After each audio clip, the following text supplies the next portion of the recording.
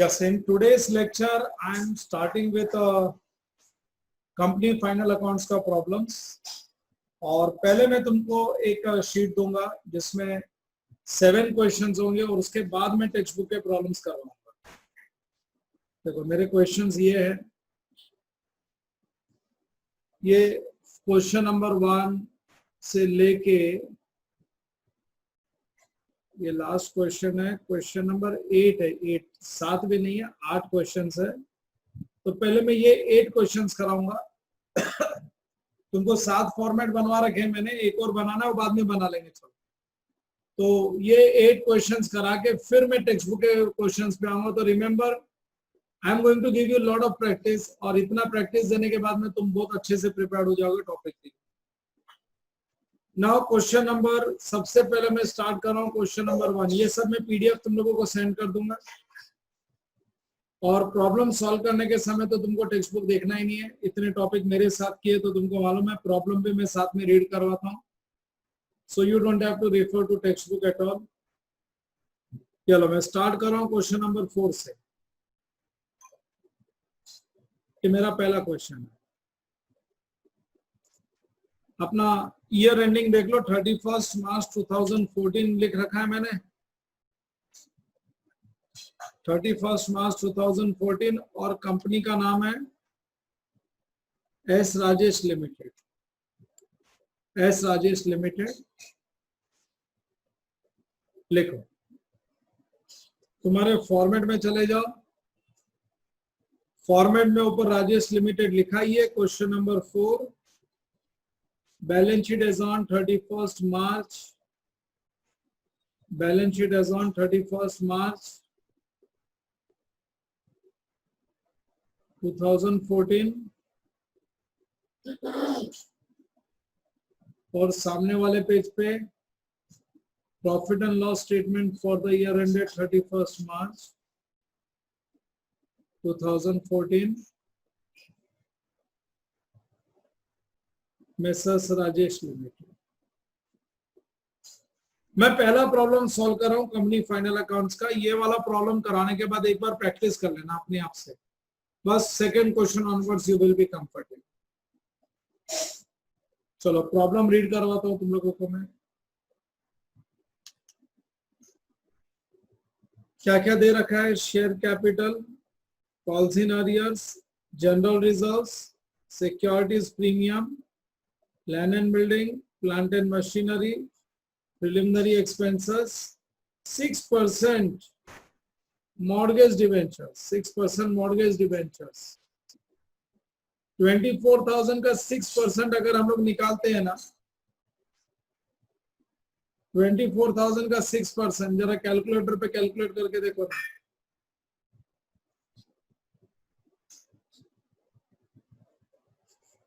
Calculate करके देखो सब लोग फटाफट. 24,000 का 6%,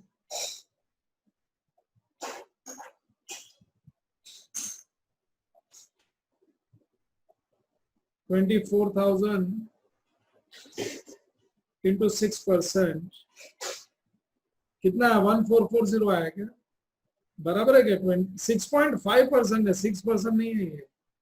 हाँ वही 24,000 इंटू 6.5%, 1560. 24,000 इंटू 6.5%,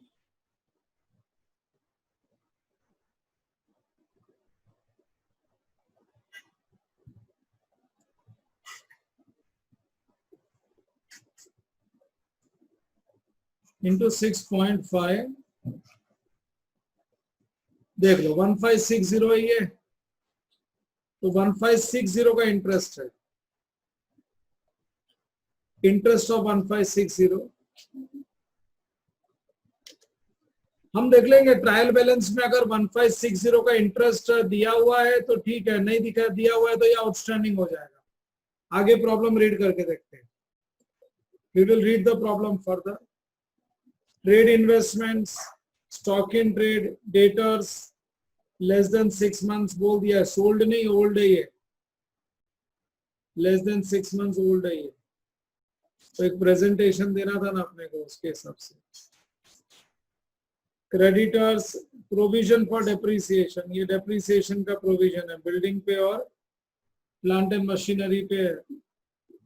फिर है salaries, advance income tax paid, gross profit, dividend on trade investments, bank balance, cash on hand, profit and loss, ये opening balance of PNL appropriation है।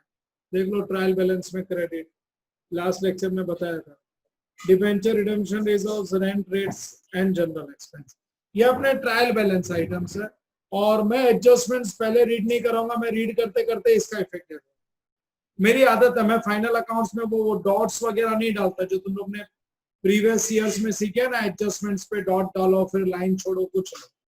तुम पहले एडजस्टमेंट्स को एडजस्ट कर दो ट्रायल बैलेंस आइटम्स के साथ, फिर उसके बाद ट्रायल बैलेंस विदाउट एडजस्टमेंट बचेगा। तुम एक प्रॉब्लम मेरे तरीके से सॉल्व करो, तुमको आइडिया आ जाएगा। एक प्रॉब्लम मेरे तरीके से करोगे ना तो तुमको आइडिया आ ही जाएगा। अब देखो मैं पहला एडजस्टमेंट करवाता हूँ तुम लोगों को।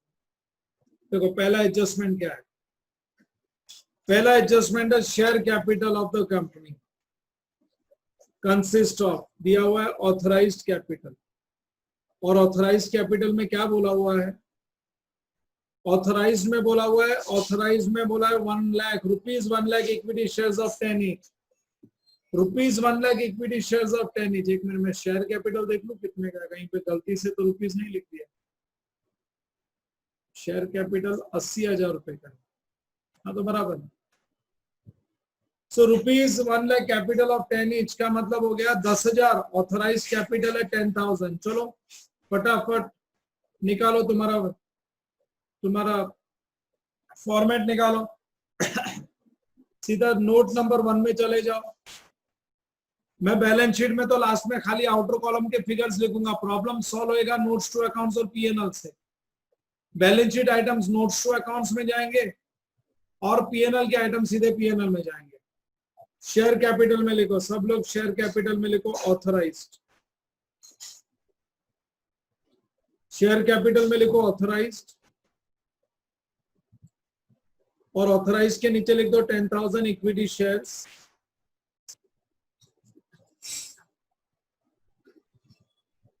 Equity shares,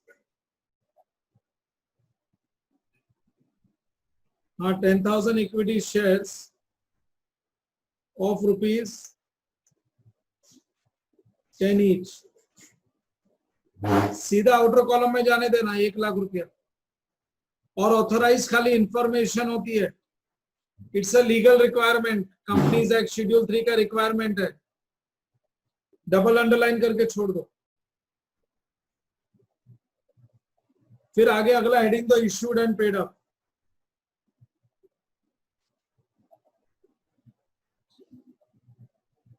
issued and paid up. चलो फिर से प्रॉब्लम पे चले जाओ। अगेन गो ऑन प्रॉब्लम में, प्रॉब्लम पे जा रहा हूं फिर से। मेरा नेक्स्ट एडजस्टमेंट में क्या दिया हुआ है? Out of total issued capital which was called up in full. अरे कॉल्ड अप इन फुल बोला हुआ है, इसका मतलब है प्रॉब्लम में कॉल्स इन अरियर्स भी है, otherwise paid up in full बोलते थे उन लोग। Rupees 25,000 fully paid represented shares issued to vendors for consideration other than cash 2012 2012 में कंसिडरेशन अदर देन कैश। और अपन लोग फाइनल अकाउंट्स 2014 का बना रहे 2014, तो अभी तक 5 इयर्स नहीं हुआ है। 5 साल कंप्लीट हो गया होता तो मैं कंसिडरेशन अदर देन कैश की नोट नहीं लिखता था। तुम्हारे पास शेयर कैपिटल टोटल कितना है पहले वो देख लेते। शेयर कैपिटल अपने पास है 80,000 का, 80,000 का शेयर कैपिटल, और उसके नीचे कॉल्स इन अरियर्स भी है। मैं ये दोनों आइटम की पोस्टिंग करूंगा और एडजस्टमेंट्स को एडजस्ट कर दूंगा। 80,000 का मतलब है आउट ऑफ 10,000 शेयर्स मैंने 8,000 शेयर्स पब्लिक को इश्यू कर दिए हैं, जिसपे कुछ कॉल्स इन अरियर्स भी है, कॉल्स इन अरियर्स भी है। चलो इसको प्रेजेंट कर देते हैं। स्टार्ट राइटिंग, प्रेजेंट करते हैं हम लोग।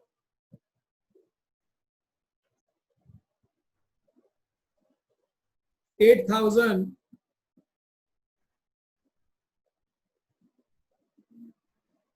equity shares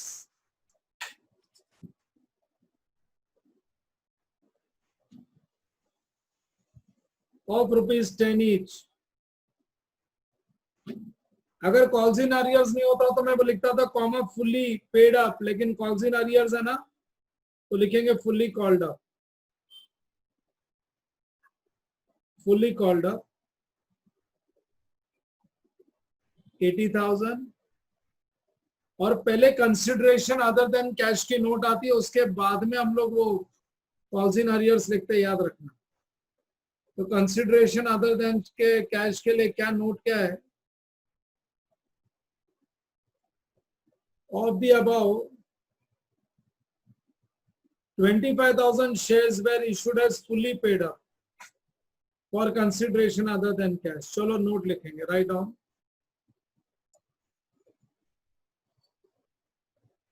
Of the above,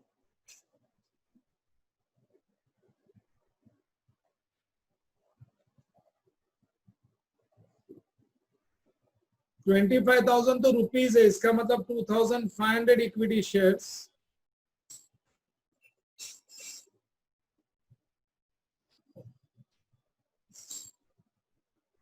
were issued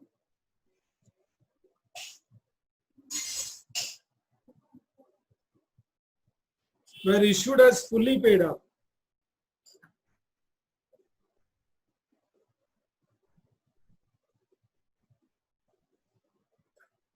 for consideration other than cash.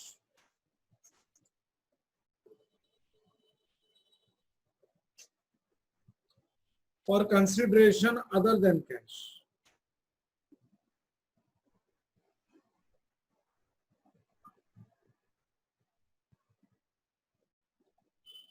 अब इसके नीचे वो ट्रायल बैलेंस का आइटम है ना, कॉल्स इन अरियर्स, वो लिखो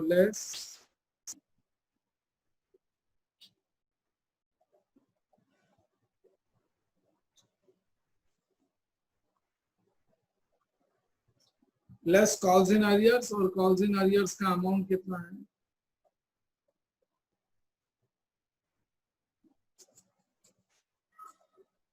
5,000.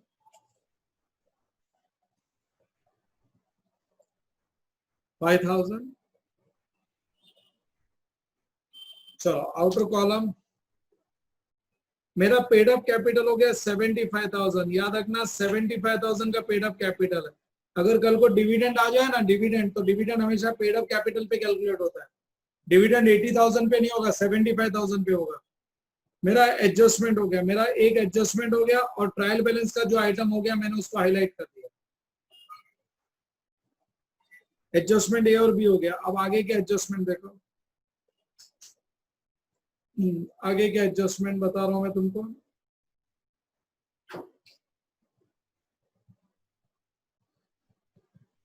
Following matters have to be taken into consideration. क्या क्या मैटर्स अपने को अंडर कंसिडरेशन लेने? सबसे पहला मैटर अंडर कंसिडरेशन है audit fees 1,600, salaries 1,000, rent 750, general expenses 250, provided का मतलब ये सारे आउटस्टैंडिंग है. आउटस्टैंडिंग का डबल इफेक्ट होता है, add to expenses and balance sheet liability side. Add to expenses तो पीएनएल में हो जाएगा, और बैलेंस शीट तो मैं बैलेंस शीट में लिखता ही नहीं हूं ना, मैं तो नोट्स टू अकाउंट्स में लिखता हूं. तो तुमको मालूम है outstanding and all payables other than bills payable, all payables other than bills payable और आउटस्टैंडिंग आइटम्स के लिए मैंने एक हेडिंग बना रखा है अदर करंट लायबिलिटीज. जो भी तुम्हारे आउटस्टैंडिंग एक्सपेंसेस है, जो भी तुम्हारे payables other than bills payable है, वो सब इधर आने चाहिए, वो सारे इधर आने चाहिए नोट नंबर 8 में. तो जैसे बैलेंस शीट लायबिलिटी साइड में पोस्ट करते थे ना, नोट नंबर 8 में करेंगे. क्या क्या आएगा? एक तो आएगा आउटस्टैंडिंग ऑडिट फीस. मैं सबको पीएनएल में एक्सपेंसेस में भी ऐड करूंगा. पहले बैलेंस शीट लायबिलिटीज का इफेक्ट दे रहा हूं. आउटस्टैंडिंग ऑडिट फीस, एक मिनट, क्या क्या था जरा देखो ना. Audit fees, salaries, rent, general expense, 4 item. Audit fees, salaries, rent और general expenses. Outstanding audit fees, outstanding salaries, outstanding rent and outstanding general expenses, ये सब पीएनएल में एक्सपेंस के साथ भी ऐड होगा। हाँ, रिगार्डिंग द अमाउंट, जरा अमाउंट भी चेक कर लो ना, अमाउंट कितना कितना है। 1600, 1000, 750, 250, 1600, 1000, 1600, 1000, 750 और 250, 750 और 250। अभी इनको अपने को ऐड भी करना पड़ेगा, एक्सपेंसेस के साथ भी ऐड करना पड़ेगा। एक काम करो, पीएनएल में चले जाओ, पीएनएल के फॉर्मेट में चले जाओ, और पीएनएल में ना ये ऑडिट फीस, ये सब अदर एक्सपेंस में आता है। Audit fees will come in other expense, bracket open करके लिख दो, जो भी ऑडिट फीस है उसके साथ अपने को 1500 ऐड करना है। ऑडिट फीस के बाद सैलरी, सैलरीज आएगा एम्प्लॉइज कॉस्ट में, सैलरीज वेजेस इधर आएगा, जो भी सैलरीज है उसके साथ 1000 रुपये ऐड करना है। फिर उसके बाद क्या है, रेंट है क्या, रेंट, हाँ रेंट इधर लिखेंगे हम लोग, जो भी रेंट है तुम्हारा ना उसके साथ 750 ऐड हो जाएगा। और जनरल एक्सपेंस के लिए भी कोई हेड नहीं है, तो जनरल एक्सपेंस भी अदर एक्सपेंस में ही आता है। जो भी तुम्हारा जनरल एक्सपेंसेस होएगा उसके साथ 250 ऐड हो जाएगा, 250 ऐड हो जाएगा। और हो जाएगा मतलब अभी करके खत्म करेंगे। मैं ट्रायल बैलेंस आइटम्स तो अभी, ये सारे आइटम्स तो अभी कंप्लीट करूंगा। देख लो ट्रायल बैलेंस में, देखो फटाफट देखो,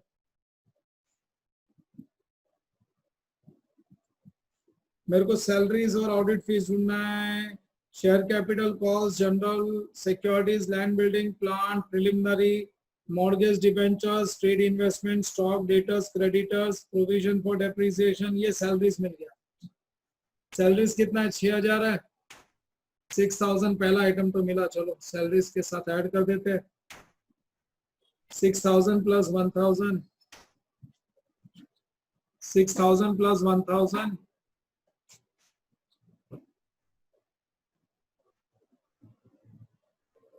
ये हो गया 7000। फिर उसके बाद में मैं आगे बढ़ रहा हूं, सैलरीज के बाद और आगे देख लो, एडवांस इनकम टैक्स है, फिर ग्रॉस प्रॉफिट है, डिविडेंड है, बैंक बैलेंस है, कैश है, प्रॉफिट एंड लॉस है, डीआरआर है, ये रेंट रेट्स एंड टैक्सेस और जनरल एक्सपेंस आ गए। ये कितना, 4250 का रेंट रेट्स एंड टैक्सेस है, रेंट रेट्स एंड टैक्सेस।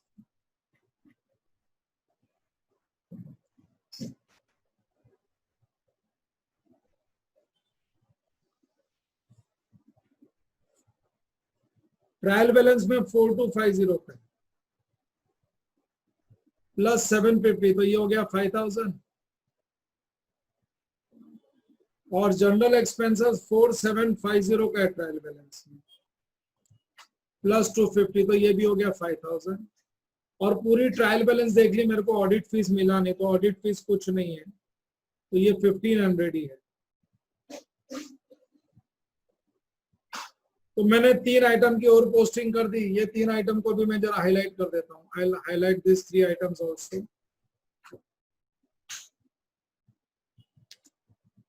चलो, ये रेंट रेट्स एंड टैक्सेस हो गया मेरा,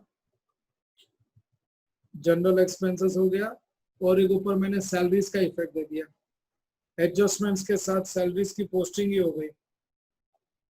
ये रहा सैलरीज 6000।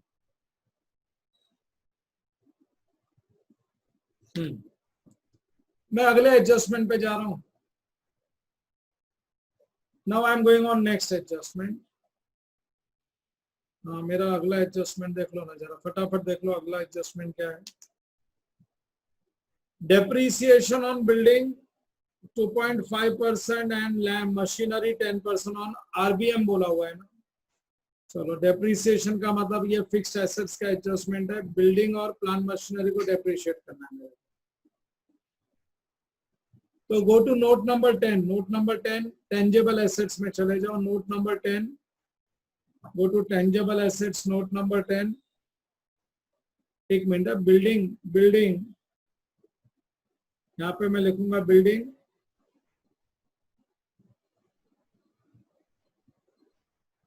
बिल्डिंग के नीचे मैं लिखूंगा माइनस प्रोविजन फॉर डेप्रिसिएशन,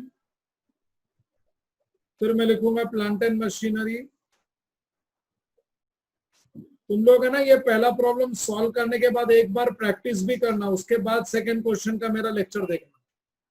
तुम सेकंड क्वेश्चन से एकदम कंफर्टेबल हो जाओगे। और जो 8 क्वेश्चन में शुरू में एक्स्ट्रा करा रहा हूं ना, इसमें तो जबरदस्त तुमको ग्रिप आ जाएगा।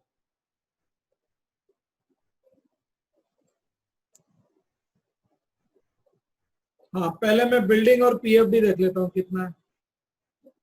आई am going to trial balance. मेरे को कोई घाई नहीं, मैं आराम से कराना चाहता हूँ, प्लीज मेरे को घाई नहीं है, तुम लोग भी घाई मत करो, अच्छे से सीखो। मेरे को एक चीज समझ में नहीं आता, ये सीए इंटर तक ये लोग लैंड एंड बिल्डिंग साथ में क्यों देते हैं? ऐसा नहीं होता, लैंड और बिल्डिंग साथ में नहीं हो सकता है, लैंड का वैल्यू अलग होना चाहिए। कट करो, ये मिस्टेक है। ये जिसने ड्राफ्ट किया है ना, ये ड्राफ्टिंग मिस्टेक है। खाली बिल्डिंग रहने दो, ये क्या है, लॉजिकल मिस्टेक है, कॉन्सेप्चुअल मिस्टेक है, ऐसा नहीं चलता है। हाँ, बिल्डिंग कितने का है देख लो, 24,500 की बिल्डिंग है और 56,800 की मशीनरी है। 24,500 एंड 56,800,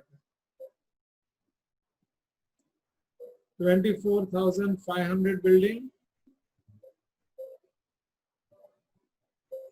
एंड 56,800।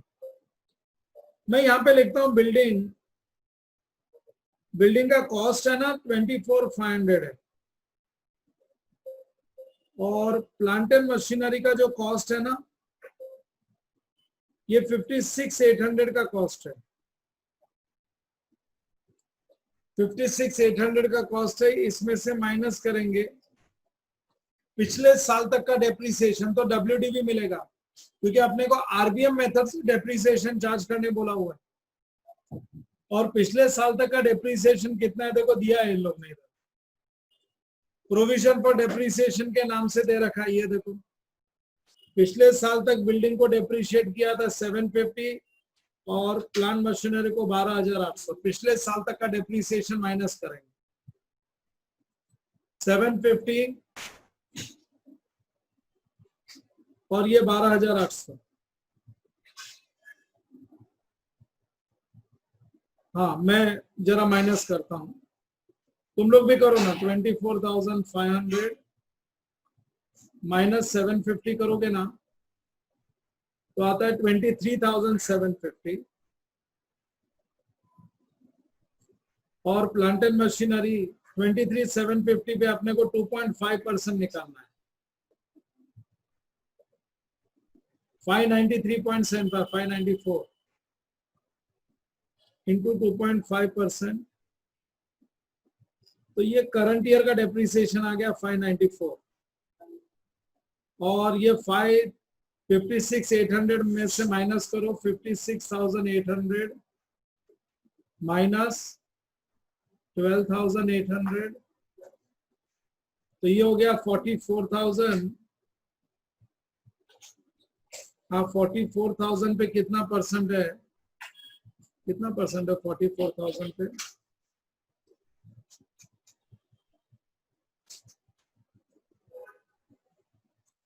44,000 पे मेरे को निकालना है 10%। ओके, 44,000 पे 10%,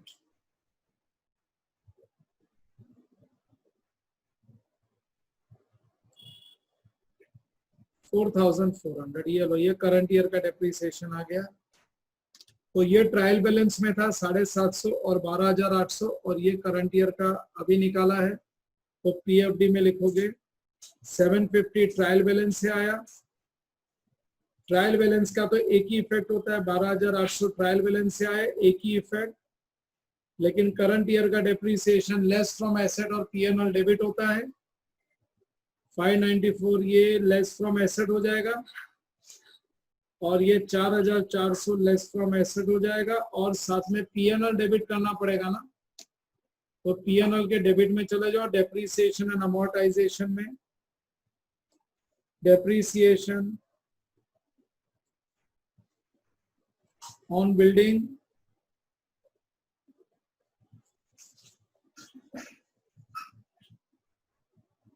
594 और लिखो डेप्रिसिएशन ऑन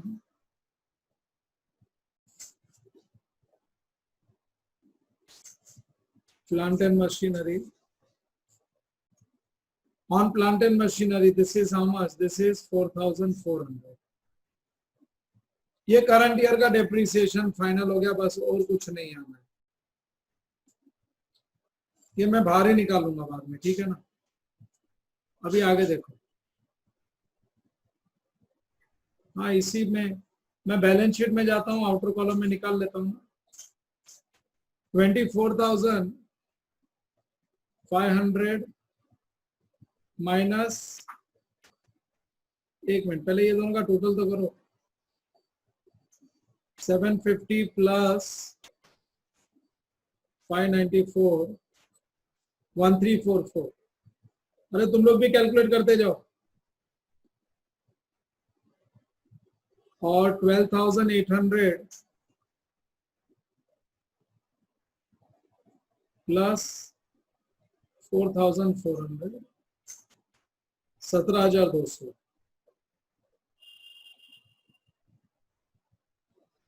17,200। अब माइनस करो 24,500 minus 1344 23,156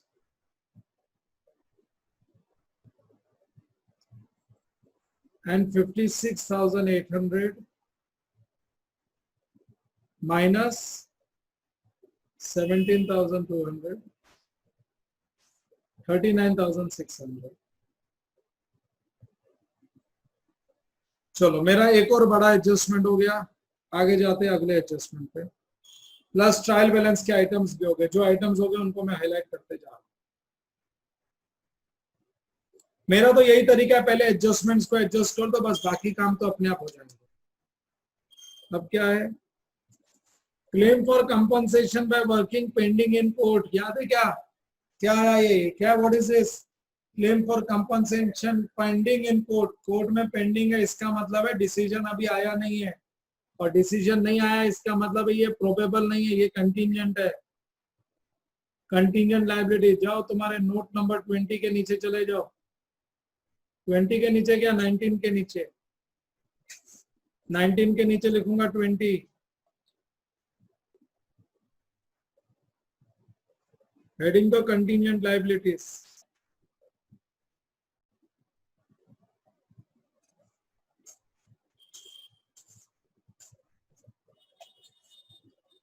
Give the heading contingent liabilities.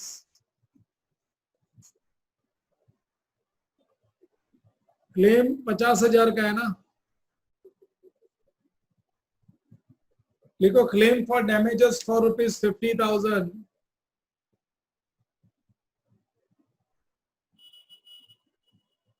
Claim for damages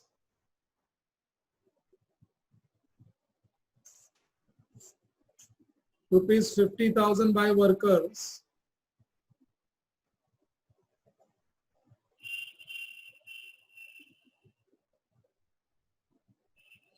not acknowledged as debt.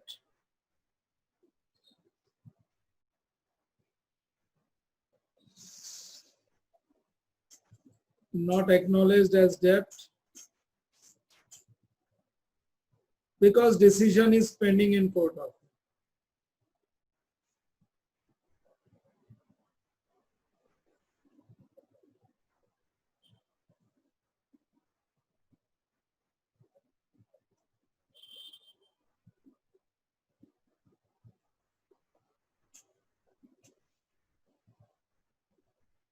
ये लो मेरा एक और एडजस्टमेंट हो गया।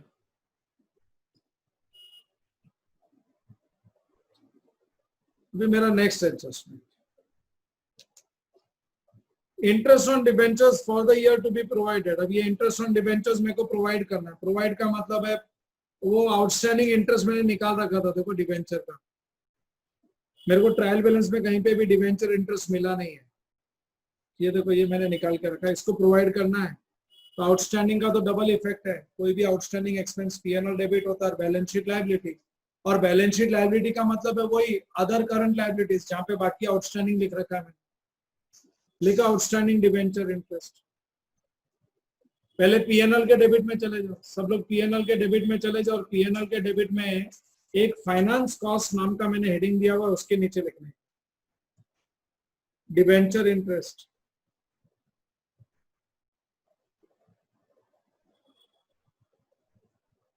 $1560 और second effect other current liabilities में चले जाओ, सारे आउटस्टैंडिंग उधर ही है। Go to other current liabilities and write here outstanding debenture interest.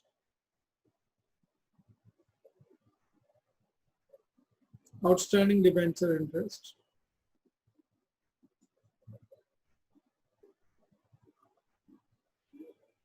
$1560। चलो ये भी हो गया। अभी नेक्स्ट एडजस्टमेंट देखते हैं ना, next adjustment, go for the next adjustment. Provision for taxation 14,250 बोला है एंड इसमें से 13,000 करंट टैक्स है। अगर 13,000 करंट टैक्स है तो बाकी फिर डिफर टैक्स होगा, क्योंकि मैंने AS 22 में बताया तुम लोगों को। और मैं बताता हूँ एंट्री क्या पास होगी, एडजस्टमेंट का डबल इफेक्ट है तो एंट्री भी तो आनी चाहिए ना।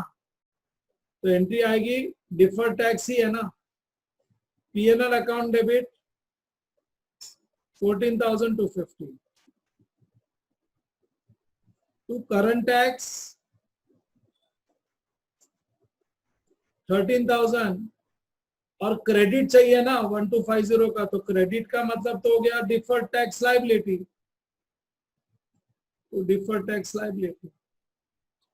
अब पोस्टिंग किधर होगा, पहले पीएनएल के डेबिट में जाएंगे, 14,250 लिखेंगे, फिर ये जाएगा नोट नंबर 9 में करंट टैक्स और ये जाएगा सीधा बैलेंस शीट में। एक काम करो, सबसे पहले पीएनएल के डेबिट में चले जाओ, इधर क्रॉस करो, पीएनएल के डेबिट में 14,250 लिखना है। Go to profit and loss account.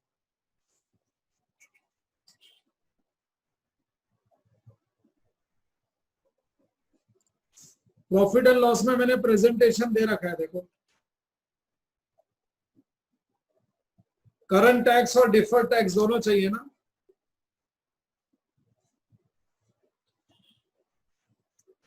Current tax बोला है 13,000 का, डिफर्ड टैक्स आ गया 1250 का, टोटल प्रोविजन हो गया 14,250 का। ये पीएनएल डेबिट हो गया। फिर उसके बाद में डिफर्ड टैक्स का इफेक्ट यहां पे दे देंगे, डिफर्ड टैक्स लायबिलिटी है ना, तो सीधा बैलेंस शीट में चले जाओ और लिखो यहाँ पे 1250। और ये जो करंट टैक्स है इसका इफेक्ट जाएगा नोट नंबर 9 में। करंट टैक्स जो है ना ये नोट नंबर 9 में जाएगा, नोट नंबर 9 में चले जाओ।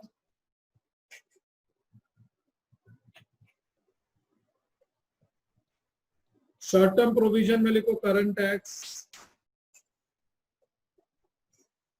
PNL debit to current tax, provision for short term provision है, और इसके नीचे लिख के रखना minus advance tax. Advance tax आएगा वो इधर से माइनस होगा। ये तो तुम लोग फॉर्मेट पहले से बना के भी रख सकते हो, current tax minus advance tax, जैसे मैंने पीएनएल अप्रोप्रिएशन का फॉर्मेट पहले से बनवा के रखा है ना, तो इस तरीके से तुम लोग फॉर्मेट पहले से बना सकते हो। चलो ये एडजस्टमेंट भी हो गया। मैंने हर एक प्रॉब्लम में डिफर्ड टैक्स का एडजस्टमेंट रखा, और मॉड्यूल के एक भी क्वेश्चन में फाइनल अकाउंट्स के प्रॉब्लम में डिफर्ड टैक्स है ही नहीं। क्रिएट आरडीडी, नेक्स्ट आइटम देखो ना, क्रिएट आरडीडी बोला हुआ, क्रिएट आरडीडी। हाँ तो आरडीडी तो लेस फ्रॉम डेटर्स और पीएनएल डेबिट ही आएगा। तो पहले डेटर्स कितना है ट्रायल बैलेंस का वो देख लेते हैं। सन्ड्री डेटर्स ये रहा, सब लेस देन 6 मंथ्स ही है। 6,500 का सन्ड्री डेटर्स और आरडीडी कितना क्रिएट करना है, आरडीडी 10% है सर।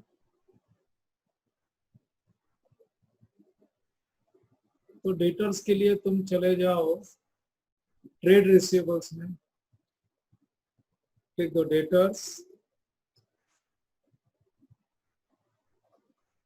अब मेरे पास कोई outstanding for more than 6 months है ही नहीं, तो 6500 ही लिख दो ना सीधे, और इसके नीचे लिख दो minus RDD। 10% will give us 650। Outer column में वैल्यू निकाल के फाइनली कर देता हूं, तो 650 का मतलब कितना आता है? 5850 आता है क्या? 6500 माइनस 650 gives us 5850। ये लो 5850। और RDD का सेकेंड इफेक्ट PNL में जाएगा, और PNL में RDD के नाम से कोई हेड नहीं है, तो RDD will go to other expenses. Other expenses में वो तुम 12th स्टैंडर्ड में एक प्रेजेंटेशन देते थे ना, bad debts as per trial balance plus further bad debts as per adjustments plus RDD as per adjustment, जो कि तुमको 650 आया है, minus RDD as per trial balance. तो ये मैंने प्रेजेंटेशन दे दिया है। अभी ट्रायल बैलेंस से ढूंढ लेते कुछ मिलता है क्या। ये देखो मैंने प्रेजेंटेशन दे दिया है। एक तो मैंने बैलेंस शीट में डेटर्स लिखवाया, शायद तुम लोगों को वो दिखा नहीं होगा, मैं एक्चुअली ये पेज नहीं दिखा पाया तुम लोगों को। ये लिखो ना डेटर्स, ये अभी मैंने लिखा है डेटर्स माइनस RDD लिखो 10% 650, और आउटर कॉलम में लिखो 5850 डेटर्स माइनस RDD 10%। ये अभी मैंने लिखा, मैं तुमको पेज दिखा नहीं पाया कुछ। फिर उसके बाद में इसका सेकेंड इफेक्ट है, PNL के डेबिट में अदर एक्सपेंसेस में जा रहे हैं हम लोग। ये आ गया, लिखो bad debts plus RDD minus RDD। ये bad debts as per trial balance, bad debts as per adjustment, RDD as per adjustment minus RDD as per trial. तो RDD एज पर एडजस्टमेंट 650 में। चलो फटाफट लिख लो। अभी मैं बाकी आइटम्स देखता हूँ ट्रायल बैलेंस का। ट्रायल बैलेंस के बाकी आइटम्स में ना मेरे को ढूंढना पड़ेगा बैड डेट्स RDD कुछ है क्या। ये तो जनरल रिजर्व है, securities premium, debentures, trade investment, stock, creditors.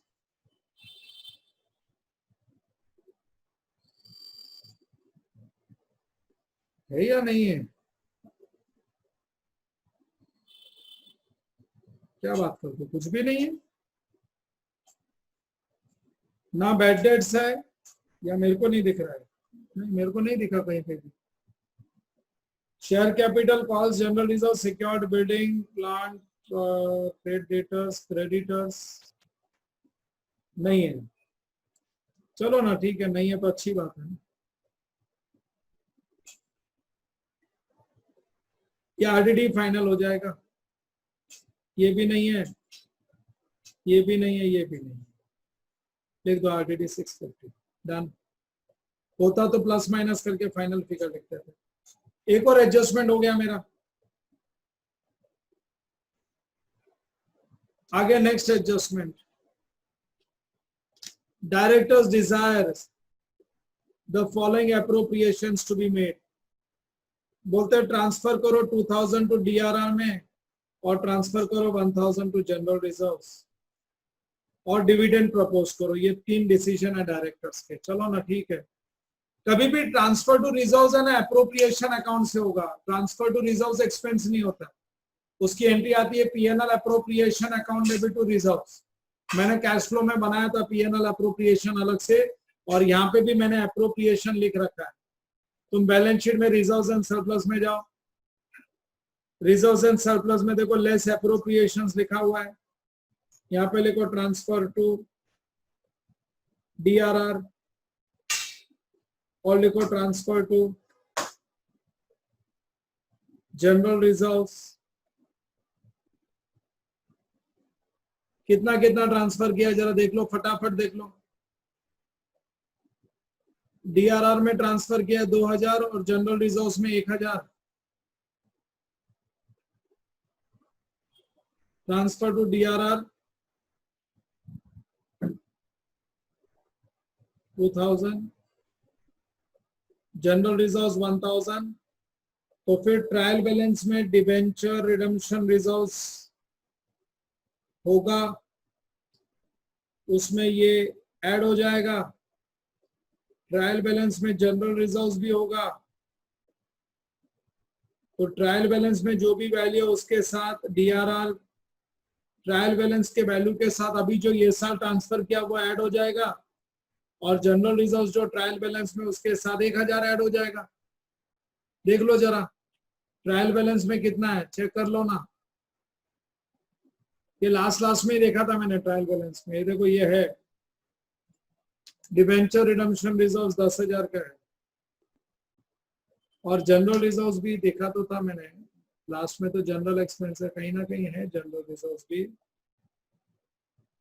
ये देखो ना, ये 3400 का जनरल रिजर्व्स है, 10,000 का डीआरआर है। चलो 3400 प्लस 1000, ये हो गया 4400, और डीआरआर ट्रायल बैलेंस में 10,000 था प्लस 2000, ये हो गया 12,000। और एक प्रपोज डिविडेंड बोला है। डिविडेंड जब प्रपोज होता है ना तो वो नोट्स टू अकाउंट्स में आता है। प्रपोज डिविडेंड AS4 याद करो, प्रपोज डिविडेंड खाली नोट्स टू अकाउंट्स में आ सकता है। Propose dividend is not a liability, कोई एंट्री नहीं पास करना है। डिविडेंड अगर डिक्लेयर्ड होता तो वो ट्रायल बैलेंस में होता, dividend account debit to cash bank, वो ट्रायल बैलेंस में होता, तब हम लोग उसका इफेक्ट दे देते। तो प्रपोज डिविडेंड सीधा नोट्स टू अकाउंट्स में जाएगा। तुमने कंटीजेंट लायबिलिटी का नोट नंबर 20 लिखा था ना, कंटीजेंट लायबिलिटी नोट नंबर 20 लिखा था तुम लोग ने। तो एक काम करो, तुम कंटीजेंट लायबिलिटी के बाद में चले जाओ, लिखो 21 प्रपोज डिविडेंड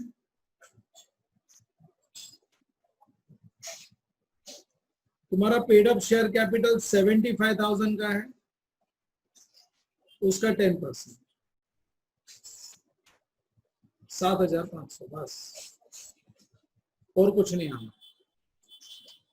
सो प्रपोज डिविडेंड पे पहले ना कॉर्पोरेट डिविडेंड टैक्स भी होता था, बट अब कॉर्पोरेट डिविडेंड टैक्स तो कैंसिल हो गया है, तो मैं कॉर्पोरेट डिविडेंड टैक्स नहीं करा रहा। ये मेरे सारे एडजस्टमेंट्स हो गए, मैं तुमको बता देता हूँ। मेरे सारे एडजस्टमेंट्स देखो हाईलाइट हो चुके हैं, सारे एडजस्टमेंट्स। उसके बाद तो बोला है from the following information required to prepare balance sheet, that's it.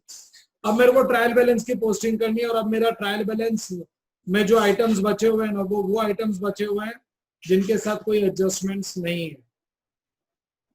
Trial balance without adjustments है। जो गैप्स दिख रहा है उसको फिलअप कर देंगे। सिक्योरिटीज प्रीमियम 1000 रुपया जाने दो रिजर्व्स एंड सरप्लस में, सिक्योरिटीज प्रीमियम जाने दो रिजर्व्स एंड सरप्लस में। Note number 2 securities premium, note number 2 reserves and surplus में लिख दो सिक्योरिटीज प्रीमियम। अरे मेरे पहले 8 क्वेश्चंस में सारी वैरायटी कवर करा दूंगा, इजी डिफिकल्ट सब। फिर 4 क्वेश्चन अपने टेक्स्ट बुक में जो मॉड्यूल के क्वेश्चंस है, फिर देखना तुम्हारा लेवल, तुम फाइनल अकाउंट्स एग्जाम में छोड़ोगे ही नहीं। सिक्योरिटीज प्रीमियम के बाद लैंड बिल्डिंग प्लान मशीनरी तो पहले ही हो चुका है हाईलाइट, चलो ये तो हो चुका है, यहाँ तक तो अपना काम पहले से हो चुका था, तो हाईलाइट कर दिया मतलब हो गया posting.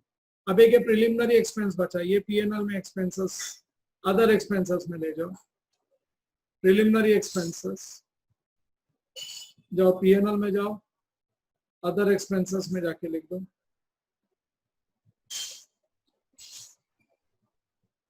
Go to other expenses and write their preliminary expenses.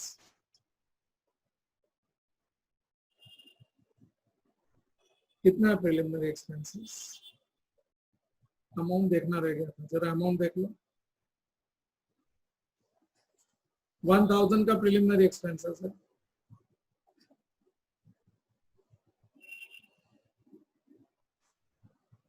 1000। हाँ, डिबेंचर का मैंने ना इंटरेस्ट का काम कर दिया था, डिबेंचर का पोस्टिंग बाकी है, देखो पूरा हाईलाइट नहीं हुआ है। डिबेंचर लॉन्ग टर्म बोरिंग्स है 24,000। नोट नंबर 3 में जाओ, लॉन्ग टर्म बोरिंग्स 24,000, 6.5% डिबेंचर्स।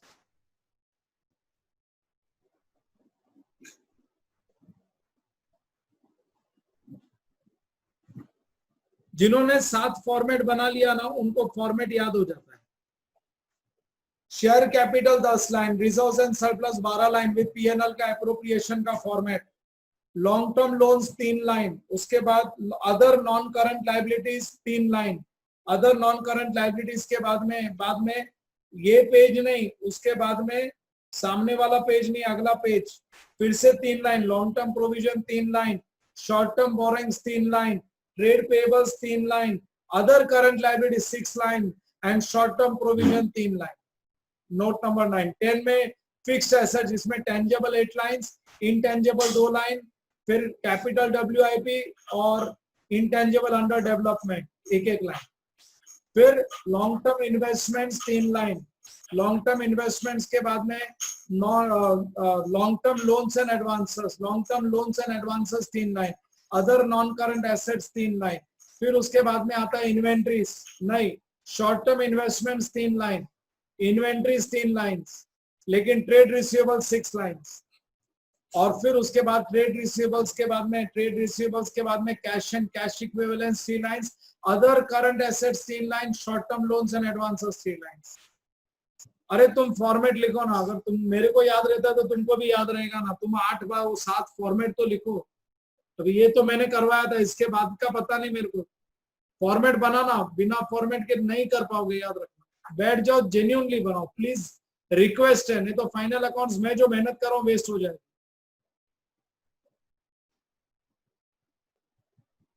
हाँ, trade investments 31,000. Investments trade, when nothing is said about investment, it is always long term.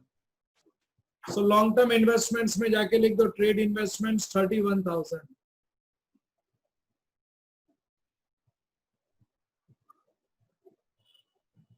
Long term investments में चले जाओ और long term investments में लिख दो trade investments.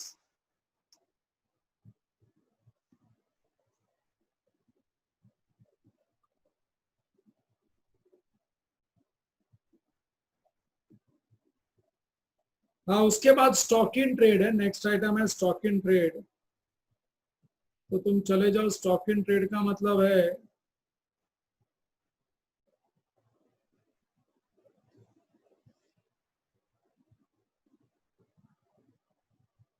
इन्वेंट्रीज।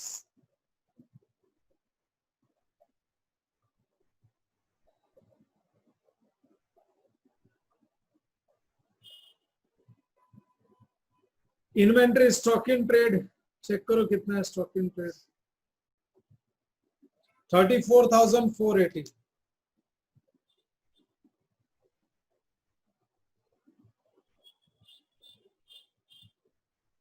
$34,480।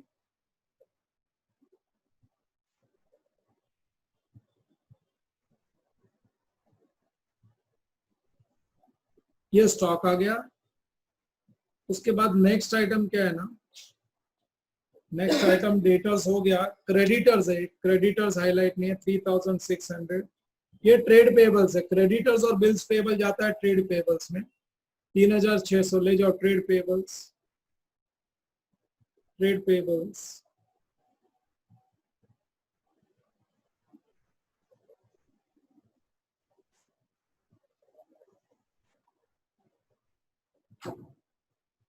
$3,600।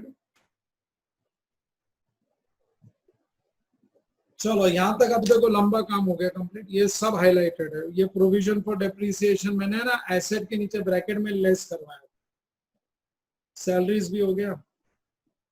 हाँ, advance income tax note number 9 में करंट टैक्स के नीचे जगह रखा हुआ है, वहां पे लिख दो माइनस एडवांस टैक्स 9,000।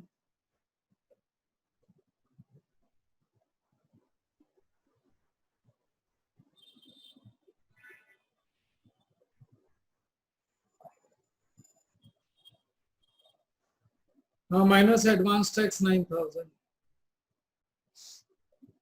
तो आउटर कॉलम 4 हो जाएगा ना 4000 minus advance tax 9000 outer column 4000। चलो लिख दो current tax minus advance tax. अब मेरे ट्रायल बैलेंस के ज्यादा आइटम्स नहीं बचे, मेरा पहला प्रॉब्लम कंप्लीट होने आया, देख लो। हाँ ग्रॉस ट्रेडिंग ग्रॉस प्रॉफिट है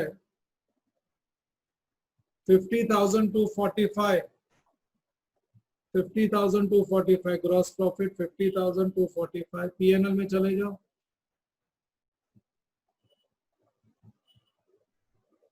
रेवेन्यू फ्रॉम ऑपरेशन,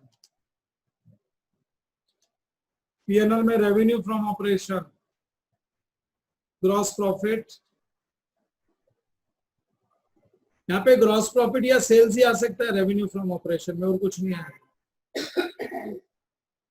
क्या है 50,000 to 45, और ये अदर इनकम्स में और कोई पीएनएल का क्रेडिट होगा ना, वो अदर इनकम्स में आ जाएगा।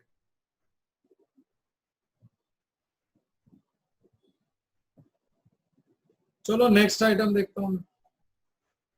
हाँ तो डिविडेंड ऑन ट्रेड इन्वेस्टमेंट्स, ये पीएनएल क्रेडिट ही तो है 2860।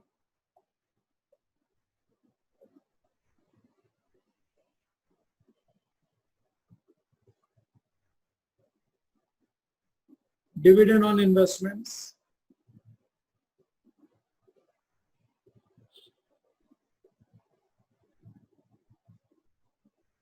2860। Next item bank balance 8185 and 2090 cash balance 8185 2090। Go to cash and cash equivalents.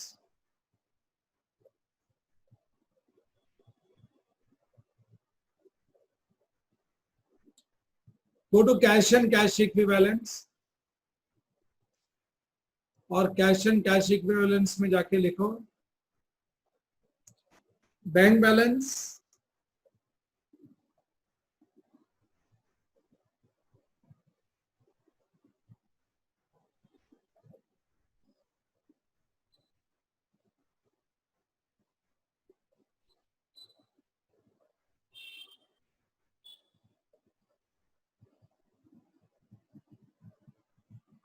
हाँ बस एक आइटम और बचा है ट्रायल बैलेंस का, बस only one item is remaining, profit and loss. Profit and loss 4,900, this is opening balance of PNL appropriation, retained earnings.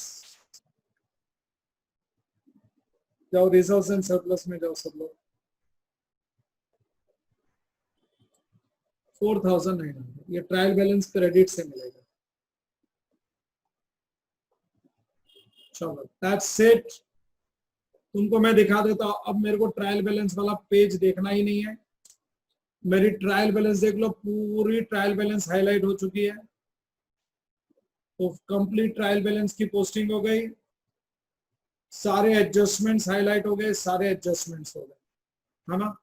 अब मेरे को बस खाली क्लोजिंग का काम करना है। मैं पीएनएल क्लोज करूंगा और पीएनएल के बाद में मैं नोट्स टू अकाउंट्स को क्लोज करूंगा।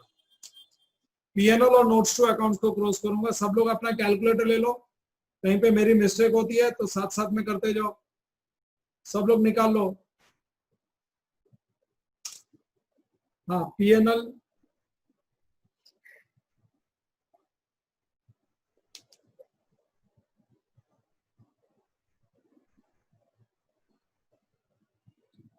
इनकम्स का टोटल बाहर निकालेंगे, क्या है 53,105। अब एक्सपेंसेस, रॉ मटेरियल कंज्यूम नहीं मिला, परचेजेस ऑफ फिनिश गुड्स नहीं मिला, चेंजेस इन इक्विटी नहीं मिला, बाहर निकाल दो, लिखो नील।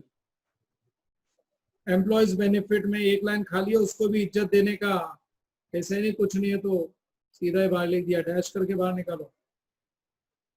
और डिवेंचर इंटरेस्ट 1560, एक लाइन खाली है, बाहर निकाल लो।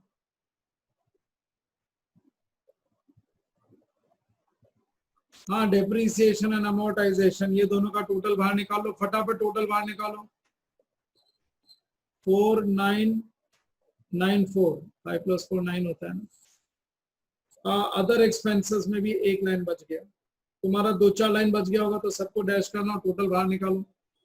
अदर एक्सपेंसेस का टोटल है 13,250। चलो करो, इनकम माइनस एक्सपेंस, मिलेगा net profit before tax 26,301। Income minus expense करो, 26,301। 26,301 माइनस 14,250, या 12,051। हाँ, ये net profit after tax. Reserves and surplus में चले जाओ और लिख दो 12,051। 12,051 ये ऐड करके टोटल नीचे ले लो, तो ये हो गया 16,951। इसमें से माइनस 2,000 माइनस 1,000, तो ये हो गया 13,951।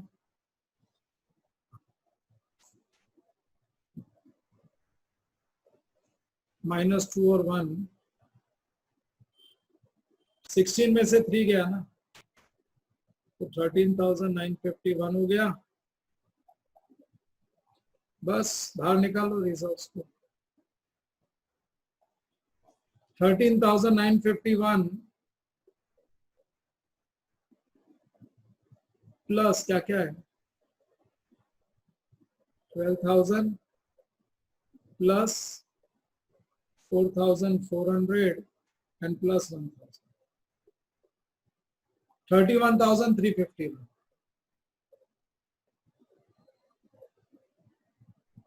ये रिजर्व्स आ गए। लॉन्ग टर्म बोरिंग्स कुछ है ही नहीं इसके अलावा।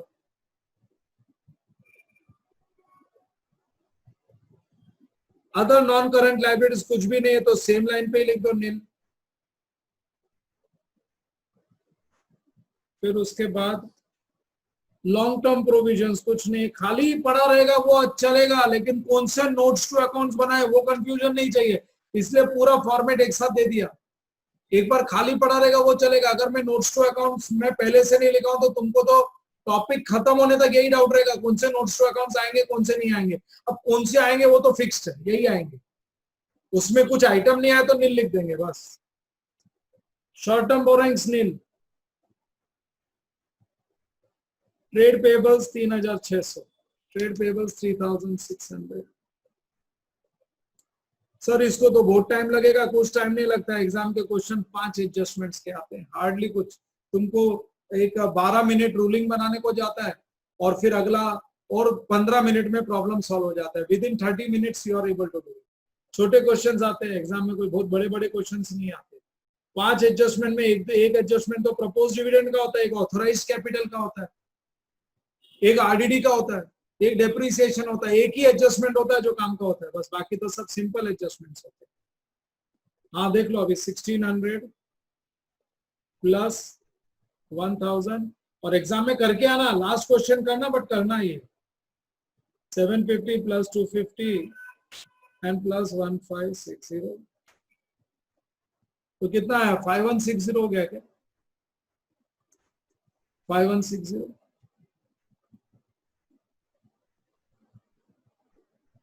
ये पहले ही बाहर आ गया था, चलो लाइबिलिटी साइड तो सब बाहर आ गया। अब फिक्स्ड एसेट्स के साथ है ना, टेंजेबल्स नहीं है, कैपिटल डब्ल्यूआईपी भी नहीं है, और ये भी नहीं है। हाँ, तो फिक्स्ड एसेट्स दोनों का टोटल बाहर निकाल लो ना, दोनों का टोटल कितना आ गया 23,156 और 39,600, 62,756,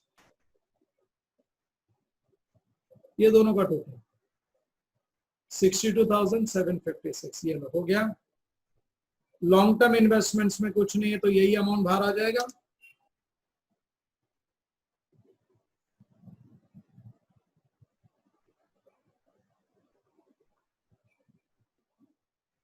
नील नील। एटलीस्ट तुमको ये तो मालूम है प्रॉब्लम का स्ट्रक्चर क्या है। लोगों को यही नहीं मालूम रहता कौन से नोट्स आने हैं कौन से नहीं आने हैं, और एग्जाम में 30 मिनट में हो जाएगा, इसलिए मैंने मॉड्यूल के 4 क्वेश्चन बाद में रखे। पहले मैं डिटेल्ड बड़े बड़े क्वेश्चंस में क्या है 7 क्वेश्चन में सब कुछ कवर करवा लूं।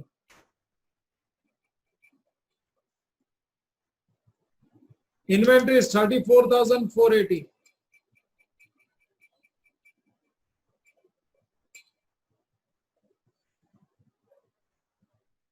Cash and cash equivalent 8185 plus 2090 10,270।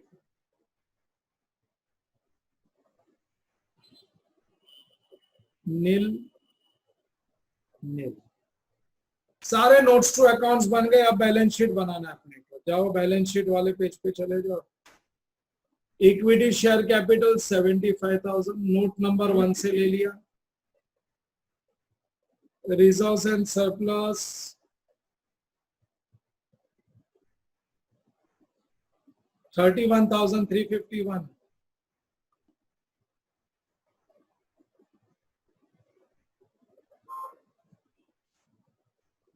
$31,351 पे आ गया। और शेयर वारंट्स है नहीं मेरे पास कुछ भी।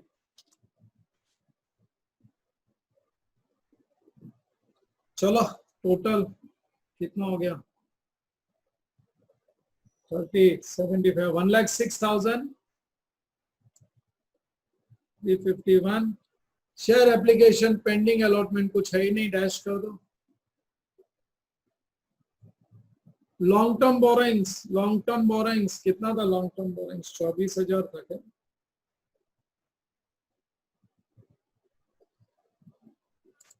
हाँ लॉन्ग टर्म बोरोइंग्स 24,000 है।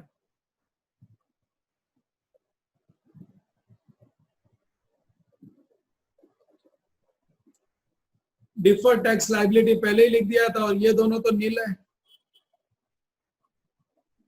ये लो नॉन करंट का टोटल आ गया 25,250।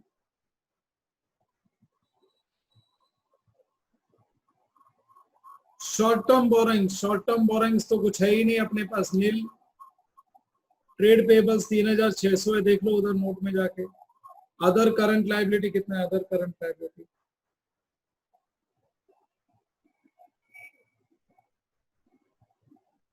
5160 और ये 4,000 है।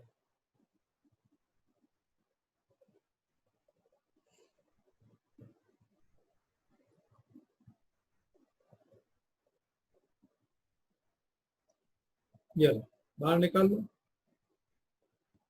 नोट नंबर 789 से वैल्यू लेके आया हूं। क्या आ गया? 5 + 4 9 + 3 12,760 और इनका टोटल है 1,44,361। क्रॉस चेक कर लो। चलो मैं एसेट साइड में जा रहा हूँ। एसेट साइड में नोट नंबर 10, ये दोनों का टोटल क्या है? 62,756 और एक 31,000 का इन्वेस्टमेंट्स भी है।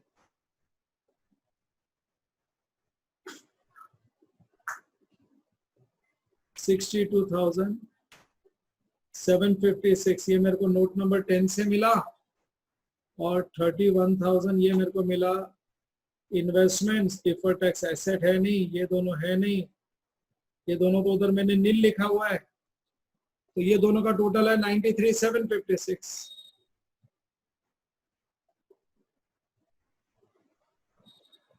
शॉर्ट टर्म इन्वेस्टमेंट्स है नहीं।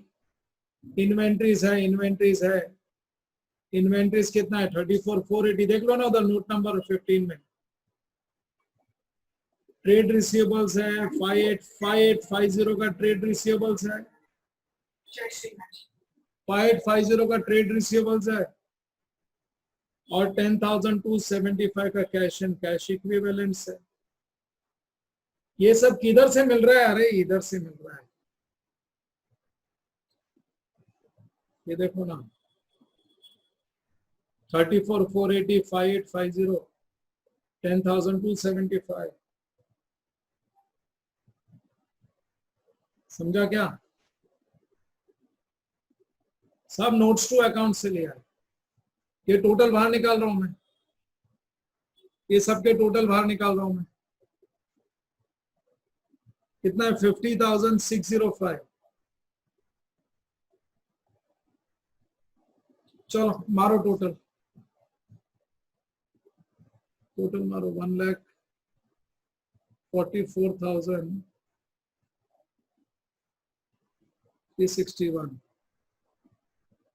144,361। देख लो मेरा ये प्रॉब्लम कंप्लीट हो गया।